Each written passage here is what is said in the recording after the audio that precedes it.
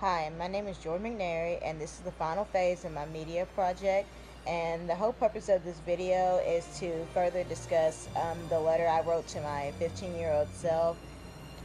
One of the big topics we discussed in class was white privilege, and an example of white privilege is not having to be fearful of the police. Police brutality is huge right now with African Americans, and the Black Lives Matters has really jumped in to try to make a change. And most of the time, people don't want to believe white privilege is a thing, but I very much believe it. And you know, African Americans are just looking for equality, a sense of belonging. And then when we have this white privilege, African Americans believe they're not good enough and that whites are superior and that we have to work, twice as hard. And it's really not fair, but it's just, something that blacks have learned to like they I don't want to say this in a negative way, but we've settled, and it's not what we need in the society. We need to be able to thrive just as much as the whites. I'm going to transition into stereotypes now because I think it, plays a huge part in white privilege. So some of the stereotypes you hear about blacks are that we're just natural born athletes and that's all we're good for is playing sports.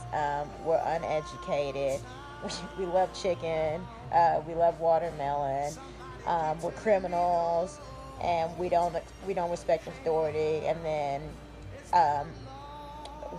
black women are always angry, and that's how we're portrayed in like a lot of the media. We're portrayed in like video games as gangsters, and then in the media and news we're always shown as criminals, and it's just a huge stereotype that is a generalization of all African Americans, which is completely untrue. The debate on who can say the N word has been going on for a long, long time. Some say that only whites are the only ones not allowed to say it. Some say that whites and Hispanics are not allowed to say it. Some just say um, black and Hispanics can say it, and no one else. And then some say blacks can use the N word, and then some just say that no one should be able to use the word at all. Um, I mean, it is a derogatory term that, developed from slavery and the masters and everything to, degrade African Americans. And my personal opinion, we took the N word and, we changed it to something like as a brother, as a friend.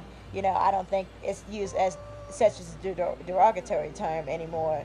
And I feel like blacks should be able to, accept the word that was created for them as long as they turn it into a positive word, because the original word was added with the ER, and now we just have just the NIGGA. And I think it's something that blacks have learned to cope with and to move forward with this process. And so, it really is a bigger deal than what it should be. And, it's just something competence to figure out why this is a problem. Lastly, I'd like to discuss interracial relationships. We watched the film Guess Who's Coming to Dinner and Something New, and it was about a white and black couple coming together with their families, who obviously didn't really approve of each other, but eventually, worked things out.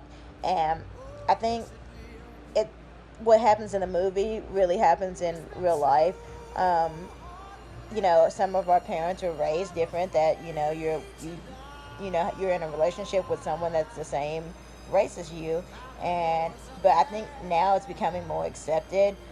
um, I feel like there's more white women and black men dating than there is black women and white men dating, because white white women, have no problem, and black women have no problem approaching each other, whereas black women have a problem approaching white men, and they don't know when white men are really flirting with them. And then so that's kind of a big ordeal.